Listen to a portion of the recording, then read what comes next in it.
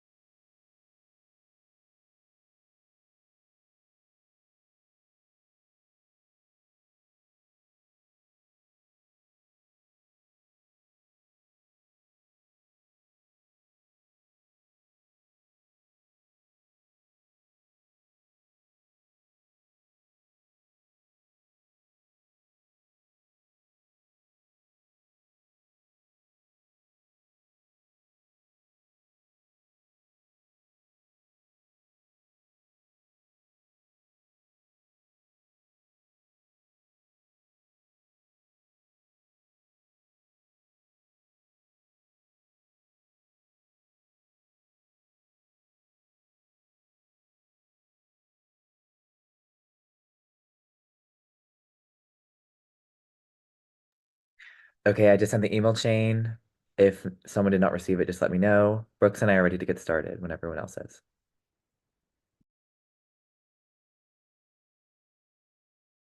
Me and Wyatt are ready to start. However, we haven't got the email chain yet, so I'm just gonna wait for that to pop in. Okay, I should send it in a second. Yeah, yeah.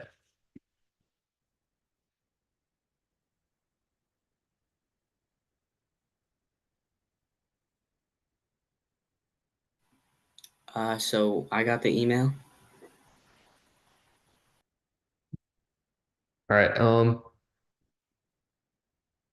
I still haven't got the email yet. Sorry, I'm gonna Yeah, check. I just got a blank email with the good luck. I mean, are you guys planning to send the case or?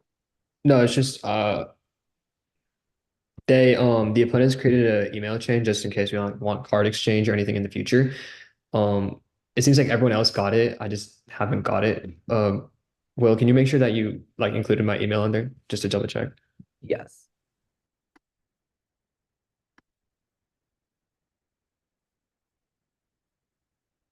I'll put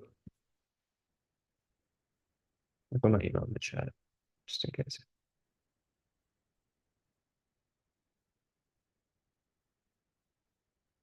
Yeah, I don't think my partner was included. Okay, I'll resend it. Just give me one Yeah. moment. All right, that's fine. I don't think I'll probably get it by the time like I'm done with my constructive. I don't want to delay the round anymore. Judges have been waiting for a while. But okay, so on that case, me and Wyatt are the affirmative side. I'll be the first speaker from the affirmative team. My name is Anirudh Puvvada. And if everyone is ready, I'll begin my affirmative case. Sounds great. I'll be timing myself. Judges, feel free to as well. Um,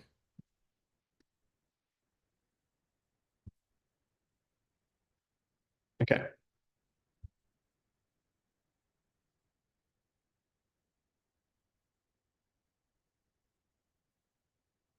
Judge, we affirm the resolution resolved. The United States should establish a comprehensive bilateral trade agreement with the European Union. Contention one is boosting the U.S. and world economy. One of the central arguments in favor of a U.S.-EU trade agreement is the projected positive impact on economic growth and job creation in the United States. The most famous example is the TTIP, which according to Sanjay Patnaik, the director of Center of Regulation on Markets, would have reduced and eliminated 98 to 100% of tariffs and 10 to 25% of non-tariff barriers to trade, which would have increased trade between the U.S. and EU and projected to increase the U.S. GDP an estimated 75 billion US dollars and the EU GDP an estimated 64 billion US dollars. The European Commission estimates that an FTA would have $86 billion of economic growth in third world countries. And it isn't just the net GDP that increases, but also the amount of jobs and the amount of innovation and the amount of investment. The office U.S. Trade Representative argues that the deal should be seen as a high standard trade and investment agreement, and that the agreement would bolster the already strong relationship by adding more than 13 million American and EU jobs that would be supported by the trade and investment. However, critics say that free trade is bad for U.S. job.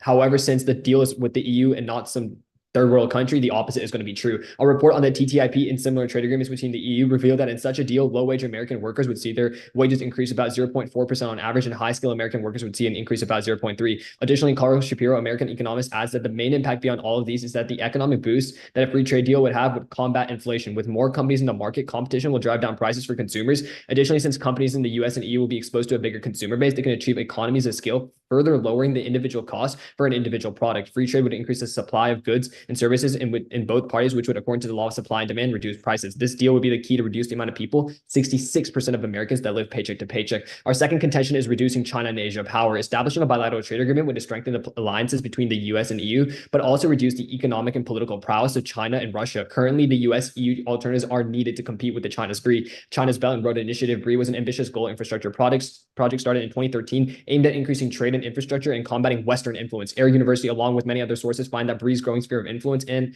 will diminish many existing U.S. partnerships, expand illiberalism, and deprive the United States of critical market access, and that the only way that the U.S. can compete against it is by setting up its own multinational response, or more conveniently, the bilateral trade agreement. Therefore, as many analysts agree, the U.S. and EU need each other to decrease their own dependency on China. A formal bilateral trade agreement would seal the U.S. and EU together as global allies and prevent the fragmentation of Western markets as China would want. Other initiatives like IMEC, which link the U.S., EU, and India together, are being proposed, and an alliance like this would fuel more allies like this. The main impact here is that, according to the World Bank, large infrastructure projects under China's BRI expose countries and local communities to environmental and social risks, including cyanide, peroxide, resulting in droughts, killing more people. To quantify it, there have been over 120 cases of violations in the last 1.5 years in 20 countries because of BRI. The other impact here is that China is using the BRI to gain influence over Hungary and pose a national security risk to the EU. Euronews states that Hungary is shifting to a more authoritarian government over the years, and that China is capitalizing on that by signing a bilateral trade agreement with them. It is only set to increase Hungary's defense of the invasion in Ukraine and fuel its desires to work against NATO. Signing a bilateral trade agreement with the EU would counter China's influence and remove them out of Europe. Subpoint 2 is climate change. A trade and climate policy are inseparable. A joint agreement between the US and EU is the only way to enact a smooth green transition. Porterfield 22 argues that even though some baby steps like the Task Force on Inflation Reduction Act are being passed, after talks, further collaboration and competition between the EU and US, which the FTA will do, will open up other avenues for climate change action. And Benson 24 also shows that the one thing that the EU and US can definitely agree on is using the climate to spur green technology growth, combat overcapacity, and decarbonization. And he states through unified supply chains, promoting green alternatives like this will be possible and allow for major action. Both the EU and US have historically negotiated on climate change deal, and this FTA will take this one huge step further by putting real action into place. If no action is taken, or no effective action is taken, which happens in the neg, between 2030 and 2050, 250,000 people will die each year and will cost 2 to 4 billion USD each year to combat. For all the reasons stated above, we urge an affirmative ballot. Okay, can I get the first card where you say that it's going to add 13 million jobs in your first contention? Yeah. Oh, also, I got the email, by the way. Okay, perfect. Thank you. And can I also get the card that says the only way to combat climate change is with further collaboration? Yeah. Okay. And you said a card after that, maybe the same one, where further collaboration is needed to further climate efforts. Yeah. I'll send you just like all the cards that talk about it. They'll be in. Okay, and while you're doing that, I'll go ahead and send the transcript of our case and all of our cut cards.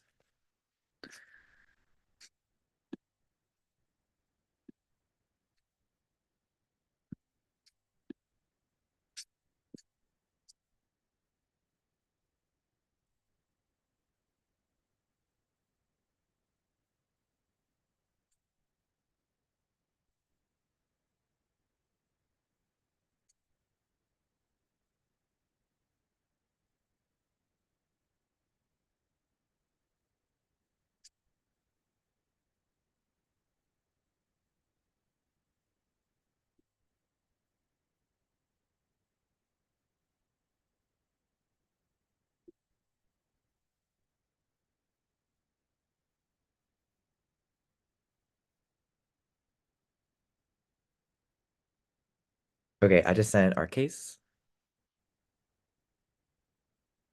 Sorry, I'm in the process of putting in the cards right now. I think your partner can start. his case up. Yeah, as soon as everybody receives like the transcript and an email, I'll be ready to start. Yeah.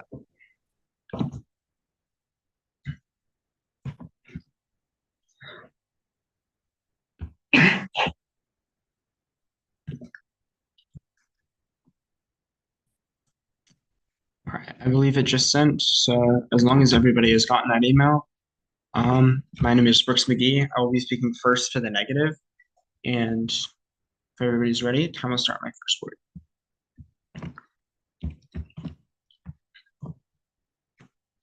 We negate the resolution. The United States should establish a comprehensive bilateral trade agreement with the European Union. Pretending it defines protectionism is a policy protecting domestic industries against foreign competition by means of tariffs, subsidies, and import quotas. Currently, protectionism is working. Harold 24 from Princeton University writes that U.S. exports to the European Union and European imports to the United States are both up more than 25% in the past few years, and real wages for American workers grew in 2023. Harold continues that a situation where both U.S. companies and U.S. workers are doing well creates little reason to open U.S. market to even more competition, reinforcing skepticism about a free trade agreement. Therefore, our sole contention is do no harm. Subpoint A is saving small businesses. Passing a free trade agreement would shut down small businesses protected by tariffs and quotas to increase international competition. Small businesses are the heart of the U.S. economy. The U.S. Chamber of Commerce states that there are 33.2 million small businesses in the United States, which are credited with 63% of jobs and 97.3% of exports. Sadly, a storm is on the horizon for these small businesses. Saks 24 writes that 10,000 small businesses currently are concerned about their ability to access capital, and alarmingly, 21% are already set to close if the credit market continues on the trajectory of the status quo. And a trade agreement would be the wind that would blow over the house of cards. Norman 23 finds that businesses that are protected with tariffs and quotas will face increased competition from imported goods and services, which will reduce sales and profit. Even worse, Norman continues that small businesses won't even be able to take advantage of possible benefits of a free trade agreement due to lack of resources and lack of expertise to navigate the new international market environment. And one major example of this can be seen in North Carolina. Con 15 finds that throughout the 1980s, 300,000 textile jobs were lost, leaving these workers without jobs. And these jobs are lost as a result of foreign competitors. Other countries are also taking jobs. Scott 22 also writes that from 1998 to 2021, the U.S. has lost over 5 million manufacturing jobs to other countries. And to add salt to the wound, a trade agreement would allow monopolies to prosper. Gosh 18 explains that a free trade has allowed large firms to capture an ever-larging share of the value added from trade, which ultimately has allowed powerful multinational firms to secure monopolies and control the design, production, and distribution of trade goods and services. And empirics prove, Fox 13 writes that 7 million workers in small businesses were displaced because of NAFTA. The destruction of small businesses is detrimental. Adamo 22 writes that without these small businesses, the economy literally cannot grow. And NLC 23 furthers that new businesses also creates almost all net job growth in the economy and creates higher incomes, as a 1% increase in entrepreneurial activity in a state correlates to a 2% decrease in poverty. And avoiding poverty is a priority. It's the fourth leading cause of death in America. Contrast 23 said in 2019, roughly 183,000 people died from poverty. Now, our subpoint B of climate change. A free trade agreement would conflict with current subsidies that create green tech investment, worsening climate change. Currently, countries are subsidizing their domestic green tech companies, which is a form of protectionism industrial policy. Bar 23 writes that protectionism is a primary reason for the passing of the Inflation Reduction Act, which promised massive investment by the U.S. government in green technology and invests $394 billion into going green. The Inflation Reduction Act also caused other countries to compete for the climate crown. Bar 23 furthers that other countries responded to the U.S. efforts. For example, Japan gave $1 trillion worth of loans into green investments. Furthermore, Canada announced a $60 billion clean energy investment, and Australia announced its plan to become a green superpower. Desiree 24 writes that the EU also just polished a plan to bolster green technology production as a response to the Inflation Reduction Act. However, without protectionism, the world would not be seeing this race to the top. Hendrick Foundation 24 writes that U.S. subsidies like the Inflation Reduction Act are the best way to achieve environmental goals and will conflict with international trade deals. That's terrible. Denver 22 writes that millions of lives can be saved by preventing each 10th degree of warming, voting after losing these lives due to climate efforts being shut down by a trade agreement. Therefore, to save small businesses and keep climate efforts on track, we urge a negative ballot. Great. Also, I sent you the cards in the email chain, just before class started. Also, since I'm the first speaker, may I take the first question? Yeah. Okay. All right. 1 second.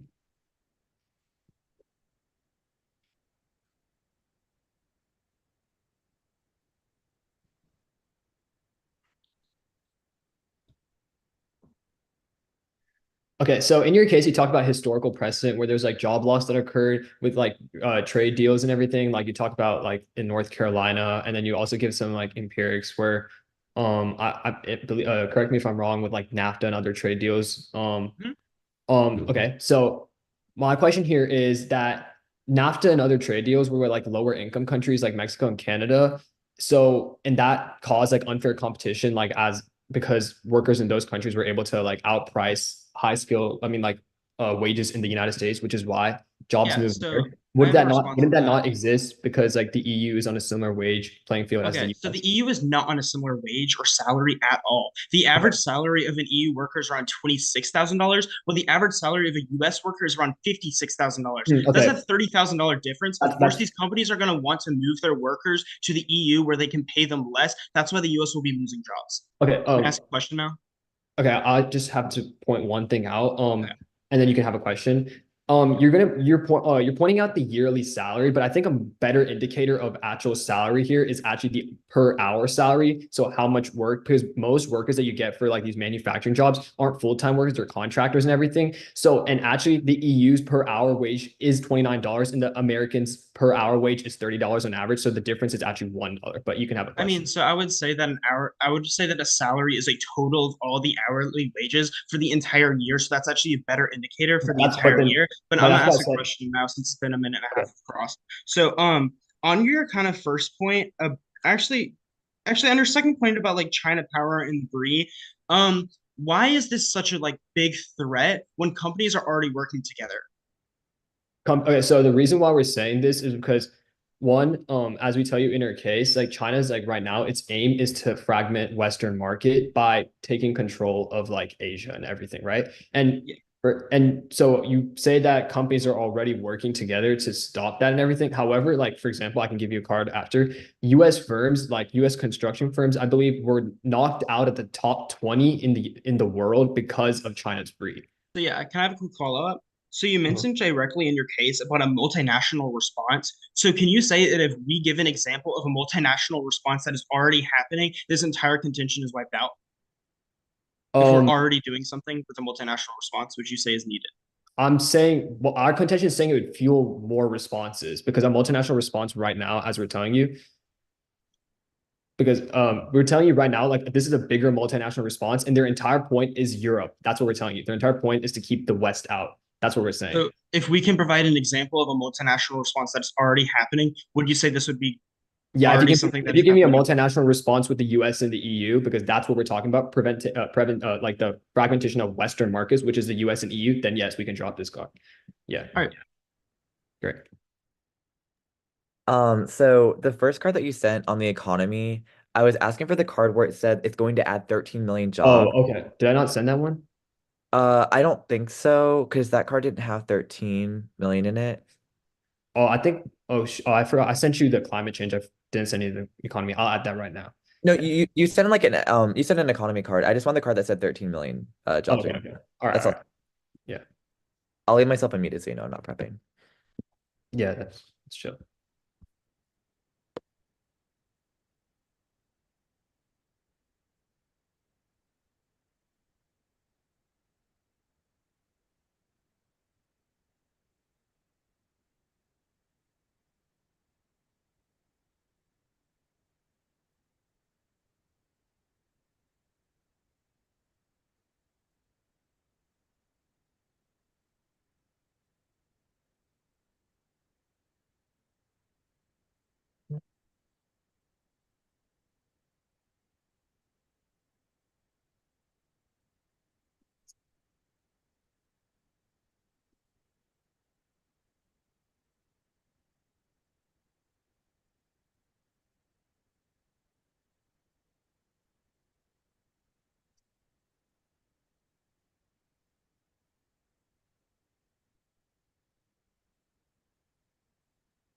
Okay.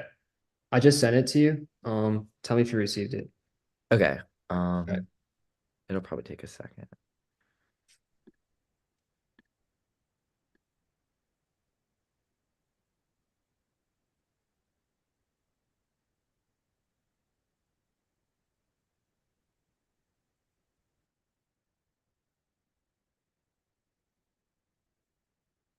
Okay, perfect. Thank you.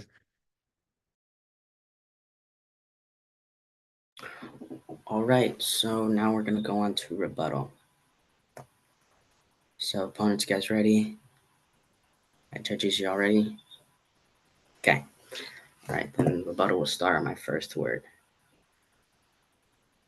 Judge, first off, on historical precedent on NAFTA, we tell you that it didn't work because A, Mexico is a developing country and their hourly wage is on average $25 less than that of an average American, and they had lower labor standards. Now, we can say the same with other trade agreements, such as ones with China. This means that manufacturing is lost because companies move to areas with cheaper cost or lower wages and less strict labor standards. However, cross-applying this to the EU cannot be done because the EU has on net similar labor standards and the hourly wage difference of $1. So their historical precedent does not work, and we fundamentally disprove the warrant here. This is why you're going to ultimately prefer our evidence over theirs. Now, onto small firms. We provide 3 responses. First, this certainly isn't the first time the U.S. has signed trade deals with other countries. As U.S. Small Business Administration writes, the U.S. has sponsored programs such as STEP, which has sponsored over 7,500 trips by U.S. small businesses to trade shows, resulting in over $1.9 billion in sales to international customers. So the U.S. government could sponsor more programs like this. We have already seen this in past trade deals, such as the new NAFTA, where the unnecessary burden of opening a foreign office was removed for small businesses. Not only that, but entrepreneurship is actually on the rise. Nearly 1 in 5 adults are in the process of founding a business or have done so in the past 3 years, according to the Global Entrepreneurship Monitor. This is the highest level since the survey began in 1999. Not only that, but the fact is that small businesses are becoming a place where customers want to shop. According to 4Z23, the most recent survey data states that 52% of customers are more likely to buy a product made by a small business. Now, on jobs, the opponent says that an FTA destroys jobs. However, turned here as an FTA would actually create new ones. There's historical precedent to this, as in NAFTA's unemployment went down from 7.1 to 5%, which is a huge change. New opportunities for exports create a market for American labor. An economic report by the Atlantic Council estimated that TTIP would have added over 1 billion new jobs in America and Europe. And now on poverty, a free trade agreement with the EU would increase the purchasing power of American families by $900 per year. This prevents poverty, and no matter what the opponent says, there is still a net increase by $300 billion in the GDP. Not only that, but according to the World Bank, free trade has lifted over 1 billion out of poverty. So turn their argument so it supports us here. Then let's go to climate change. They try to create this narrative that countries are competing in the status quo to fix climate change, but an affirmative world wrecks that. There are a couple of issues here. Contrary to the narrative, current efforts are not working, which is why Kaplan of the Washington Post finds that we're on the brink of a climate catastrophe. At that point, the comparative is a world where we stick to a broken solution, or you unlock pathways to new solutions via the economic growth we create in our case. That's why Porterfield 22 finds that the international competition we create in an affirmative world is the most effective way to curb climate change, meaning if you're voting climate change today, you're voting AF. Now, second, their link is a gross misunderstanding of their own evidence. The Heritage Foundation evidence just says that subsidies conflict with current international trade, but makes no claim that A, firms would be disincentivized from working on solutions they've already been created, or B, that anything changes with an FTA. 3, finally, voting affirmative fixes the problem better. This is true for 2 reasons. A, first, if you buy their analysis that competition is the way to fix the climate crisis, the best way to induce a more competitive environment is via introducing more high-quality firms into the market and fostering innovations, which an affirmative ballot would do. Now, finally, economic growth is ultimately the main pillar of any effective climate solution, which is why Alisario Terzi of Columbia Business School just last month finds that achieving greater efficiency through economic growth is the only way to create a truly effective solution to the climate crisis. Overall, the solution to their climate argument is clear. Don't rely on the patchwork solutions that have led us into the situation we're in now. Vote affirmative and create a light in the dark to a problem. Judge, for all the reasons above, we urge you to affirm. Thank you.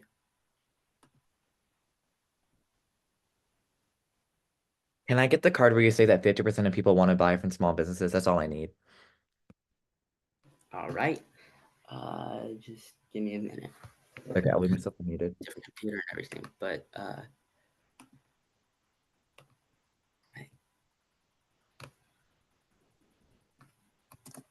do you mind if I put it in chat, because it's just easier overall? Yeah, that's probably Or fine. do you want me to? Yeah, okay. Yeah, if you click the link, like the first thing that comes up is, I think, the stats. So it should be. Okay. Oh, there it is. Hold on. Tell me if the link is accessible. I think it is. I just have to manually like copy. Okay. All right. Sorry about that. You're good.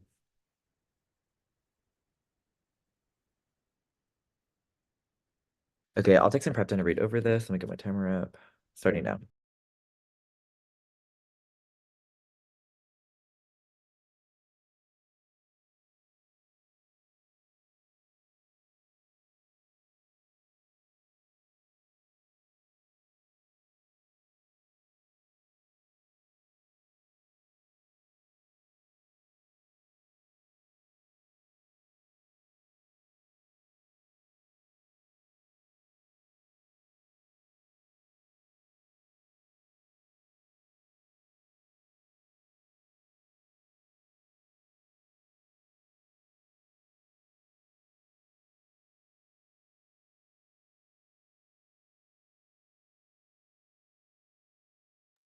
Okay, that was 45 seconds. So the order is just going to pretty much be on our case. So we're going to go over what they just addressed in their rebuttal, and then we're going to go down their case. So assuming everyone's ready, time starts with my first word.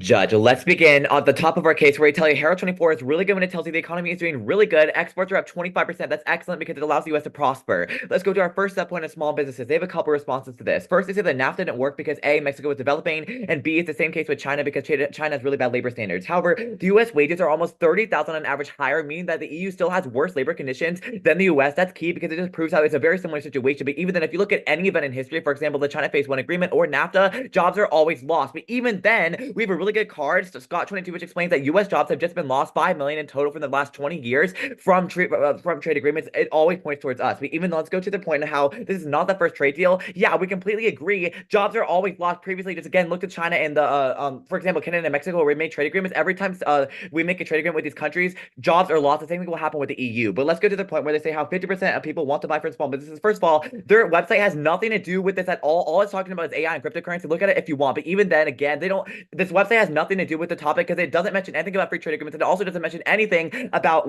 like who they're buying from. It just talks about like AI and new like developing technologies. It's nothing to do with the topic. But even then, their fourth and final point is saying how like the TTIP is good. We'll get to that on their case. Now our second sub point about climate. Right now, climate efforts are really good. They have a couple responses. First, they say that the climate change is on the brink of collapsing. They also say how like our Henry Foundation doesn't mention trade agreements. First of all, our Henry Foundation 24 card is really good. It literally mentions trade agreements right in the title. It just has like a conflict with subsidies like the Inflation Reduction Act. But even then, yeah, we're on the blink of climate collapse. But we're solving right now. For example, with the Inflation Reduction Act, we've invested $369 billion, and right after that, Japan invested $1 trillion. That's key because it proves that we're solving right now. They say how more high-quality firms are going to cause climate progress. That's completely not true. Look at the historical precedent. For example, with the Paris Accords, it failed because there was way too much collaboration, and that was way too slow. It's better if all these countries are working together on their own pace, and that allows maximum climate progress to be done. But let's go to the top of their case where you cannot vote.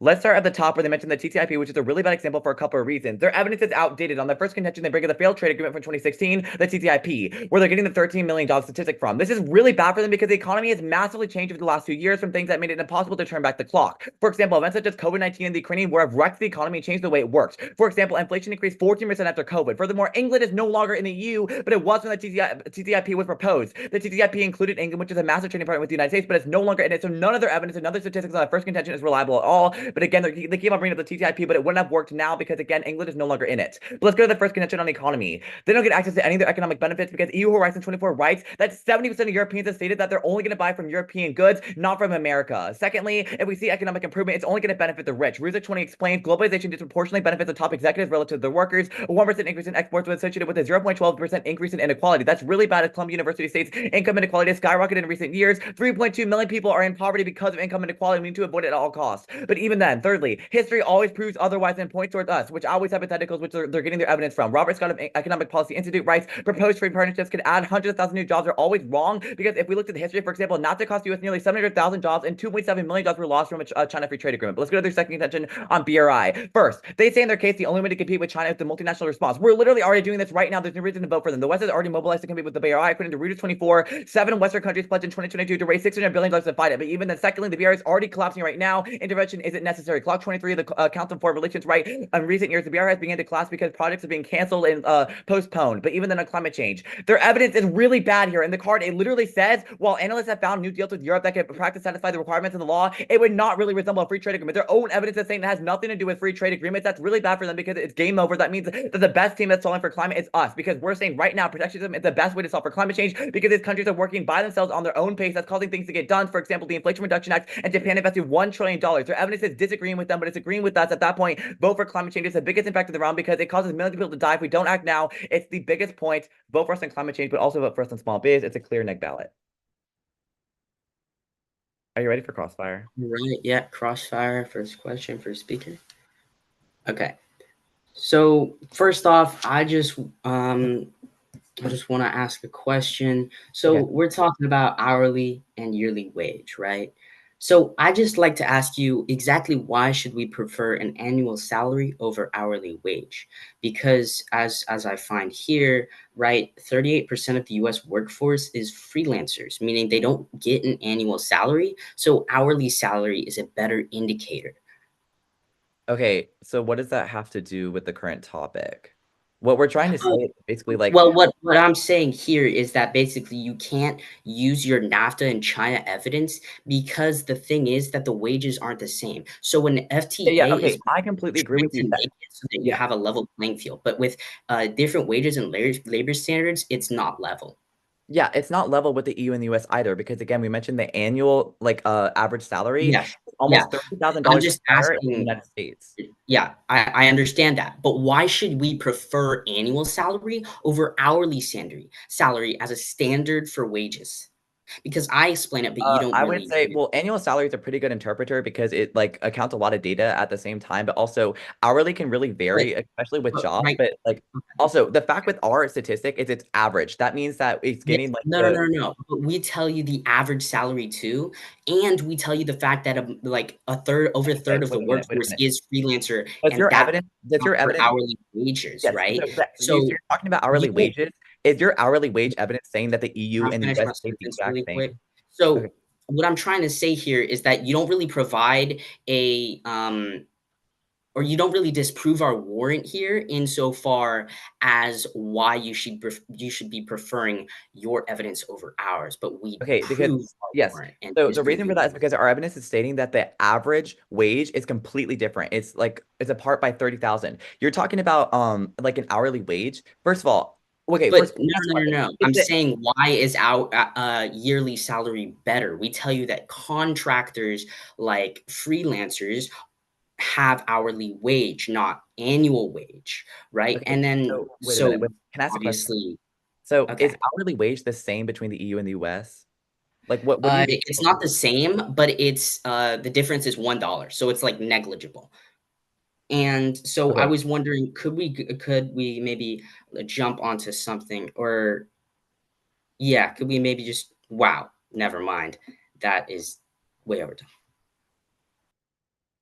Oh, okay. Can I ask a question? Let's go to climate change. So No, we're like way over time for cross.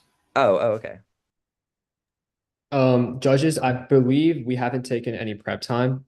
And I'll be taking 1 minute and 30 seconds of prep time starting now.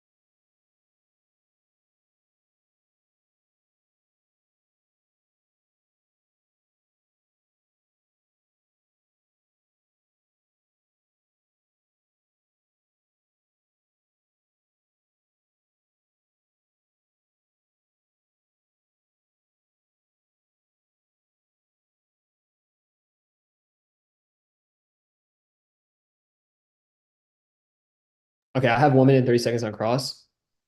Just for a quick off-time roadmap, the order of the speech is going to be the voting and then our contention and their contention. All right.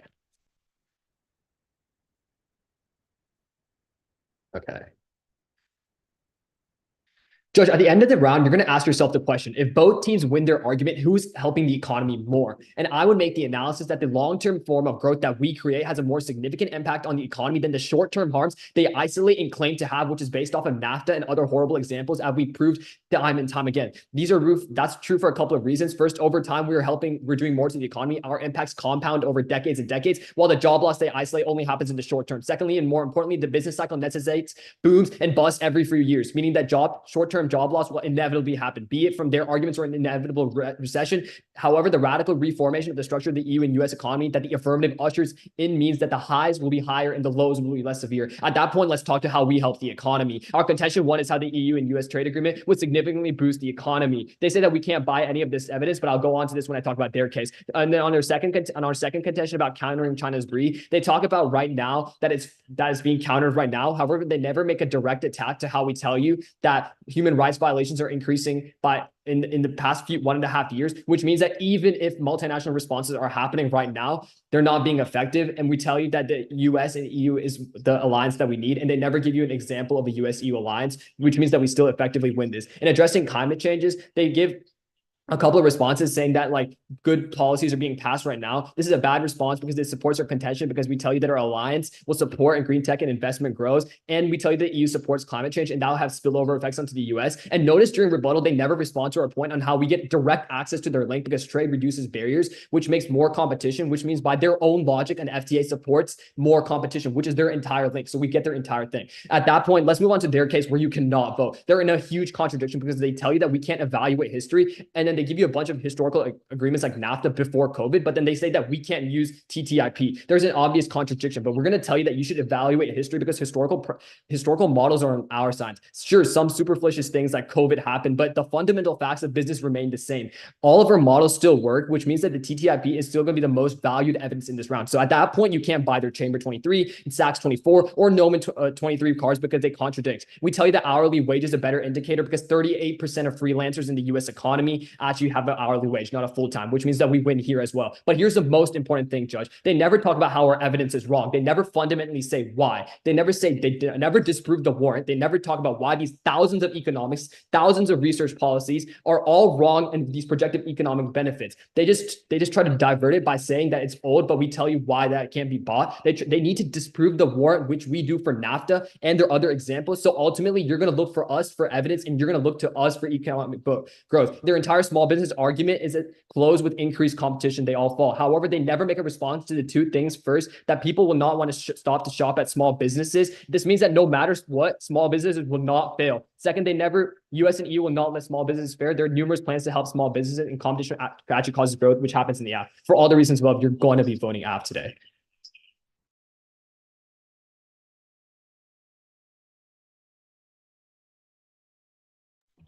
All right. I'm gonna take some running prep time. I'll start time when my partner picks up.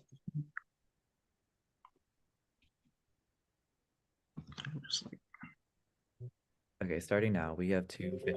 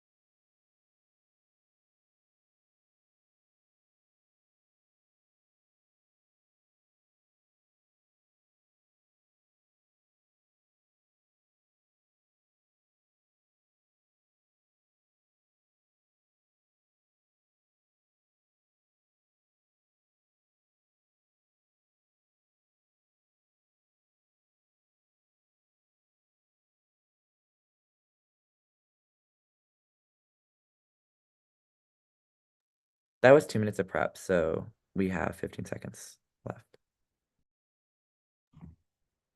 All right, so as a quick off-time roadmap, it's going to be going down the net case, swing, and moving on to the afters. If everybody's ready, time will start my first word. At the very top of the net case, we tell you currently that protectionism is working and exports are up 25% between the US and the EU.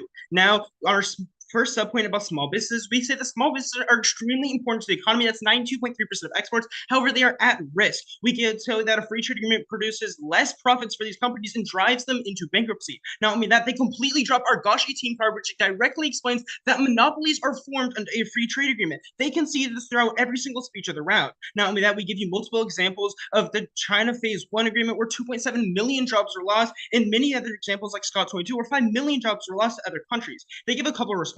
They say there's more entrepreneurship in the status quo. That's good. That supports us. We don't want to be wrecking these small businesses. They continue to be formed and formed. Now they try to say that like the EU is not like the salaries versus wages and stuff like this. What you don't need to understand is that hourly wages add up to a salary. You still have a total salary or your net income for the year. That's what the statistic that we are using. We encompass their statistic. That's why you buy us over them for that point. Now they completely drop our point about past precedent. When you look to things in debate, you want past precedent with probability. They completely say that, oh, we can't use NAFTA and stuff like this. However, that's completely false. We can use NAFTA. It's the most similar thing in the most recent. So you obviously want to look to that when making future decisions. You can also look to China Phase 1 where 2.7 million jobs are lost. Now moving on to our subpoint 2 about climate, we'd say that currently things like the Inflation Reduction Act are being passed, and Japan gave $1 trillion to green tech. Now they only give one response to this. They try to say that the economy is needed for climate and that competition like breeds climate, like competition between businesses breeds more climate. That doesn't make sense at all. Big monopolies, big firms do not like the climate. They obviously do not help the climate. Small businesses, however, actually advocate for the climate. We are advocating for competition between nations, not between these businesses, which leads to monopolies. Now onto weighing. We outweigh on probability because we give you dated cards that are from the current, well, their cards are all outdated, and all of our cards post-date COVID, which none of theirs do. Not only that, we give you historical examples with NAFTA, with China Phase 1. They get a failed thing, which is the TTIP, which actually failed for a multitude of reasons. Not only that, we outweigh on climate because it's the most major impact in the round. It affects the most people. It's irreversibility. We give a direct solution to some things that are happening now. They say we are the brink of climate. We need to act now. We are acting now. That's what we're doing. We don't want a slow response, which is what happens with collaboration. Now, on the first point about economy, the TTIP failed. All of their statistics come from the TTIP. It failed for a multitude of reasons. They completely drop our England. They completely drop the point that the England UK is not in the EU anymore. And a Horizon 24 which states that 70% of the EU actually prefers to buy locally, so U.S. goods would not be bought. Not only that, they drop our Resnick 20 card, which explains that it only benefits the rich and increases income inequality. Now, on the Chinese power and the C2, they concede and cross that if we give an example of countries in a multinational response, that their argument is completely gone. We give you this example as 7 countries have donated $600 billion to combating China.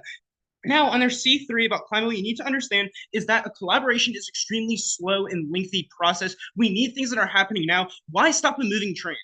Thus, vote neg. All right, so it is now Grand Cross. Yeah, can I have first question on Grand Cross since my partner didn't get to ask a question in last cross? I believe that he did get to ask a question. And well, yeah, it was just a little short, so we would appreciate it if that's okay. Yeah, it was cut 30 seconds short, and we never got to ask a question, so we'd appreciate the opportunity. I'm pretty sure the rules necessitate that the first speaker ask the first question. I know, we're simply asking, we're not it's demanding. Fine. It's fine. It's just a request. You can have the question. It's all right. Yeah, well, okay, this time we'll cut it to 1:30. At 1:30, if you guys didn't finish answering the question, you guys can instantly switch over, okay? Okay, thank you. All right, that's great. Okay, and I'll ask the first question. So just moving on to your entire climate change argument right now. So can you, so your link is, just to double check, that competition between countries in the protectionist, like this protectionist system right now is what like combats climate change, correct? So yeah, our cards directly read that things like the Inflation Reduction Act only pass because of protectionism. So this is extremely good because it's competition between the countries. Okay. So now correct me if I'm wrong. Does a free trade agreement not facilitate competition between countries? No. Because it reduces. Here's what would happen. Because in the resolution it says it's comprehensive, that means it includes every single sector. A sector is anything that's like related that, and that would include green tech. So the EU and the US would have to start working together on green tech, but that's really bad. They don't have to work together. Look, this is not like a Paris Agreement where they're working towards a similar goal. That's what comprehensive means. I just like what to we're saying add is that one thing. First of all, I just like to make the analysis that first of all, you grossly misunderstand your own evidence, right? Your Heritage Foundation card just says that subsidies conflict with international trade, but A, you make no claim that like firms will be disincentivized from expanding on current green tech, and then B, that anything changes with an FTA, right? You never So yeah, make our this card. So yeah, our card directly states, I can respond to that right now. Our card directly states that a free trade agreement, and this trade agreement would cause, like be really bad because it would conflict with the current things that are already happening. And that's around a negative cost. No, So but okay, but no, why? I'll answer that real quick. It's because again, they're gonna have to work together. That's just happened with previous, like for example, the Paris Accords. It's why our card Heritage Foundation is really good when it tells you that it's going to conflict with trade rules. They're gonna have to follow these rules, and they're way too slow. Wait, can I ask a question? Can I just point one thing out about the Paris Accord? I really want to ask a question. It's 1:30. Okay, yeah, they can have a question. Yeah, sorry. Okay. So why is the TTIP like applicable in the certain status quo when COVID happened and Brexit happened? Wait, one response.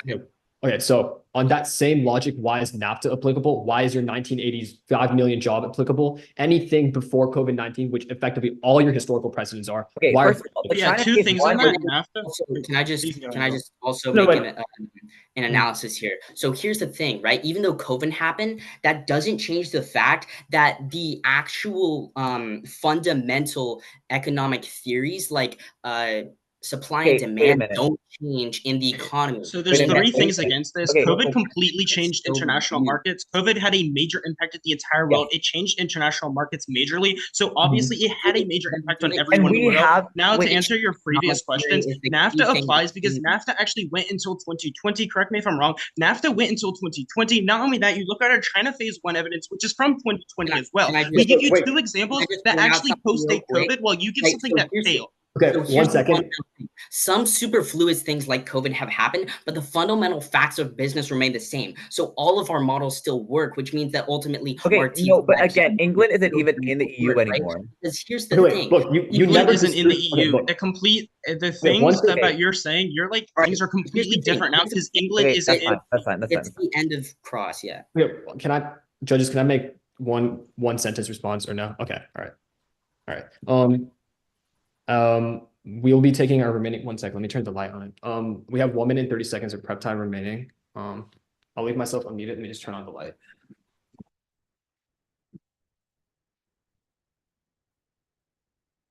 Okay. Time will start when I mute myself.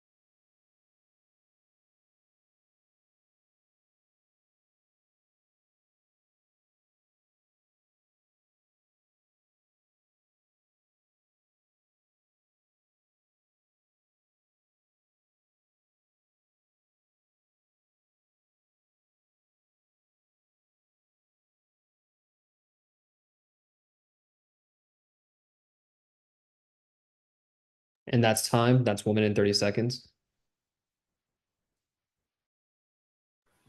Right. Final focus. Start. So opponents, you guys ready? Y'all got one judge with a camera on. Never mind, you're good. Okay. All right.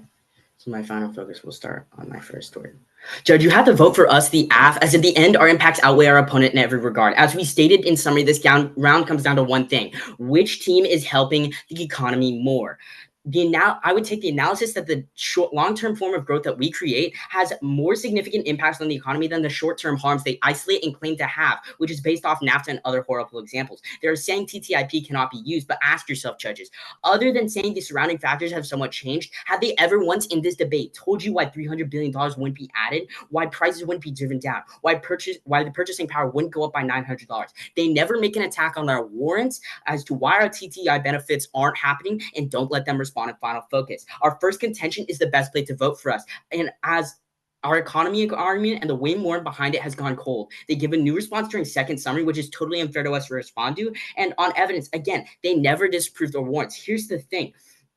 They cannot disprove our evidence just because they need to disprove warrants as shown with wages. And second, we tell you why their warrants regarding NAFTA and China are wrong. So ultimately, you look to the AF on evidence. Not only that, but they talk about COVID. But we tell you that even though things like this happened, basic economic theory does not change, meaning you can still look to us for precedent.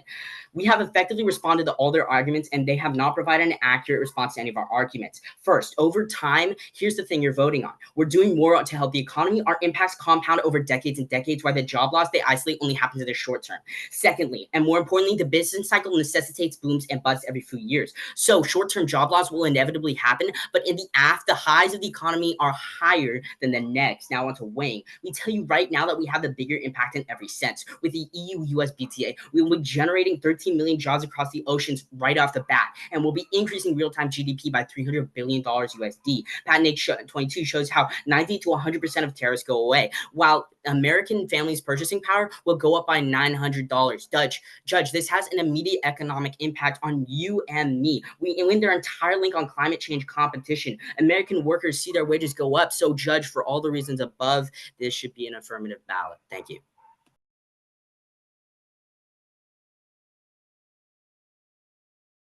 Okay, we have 15 seconds. I'll take that now.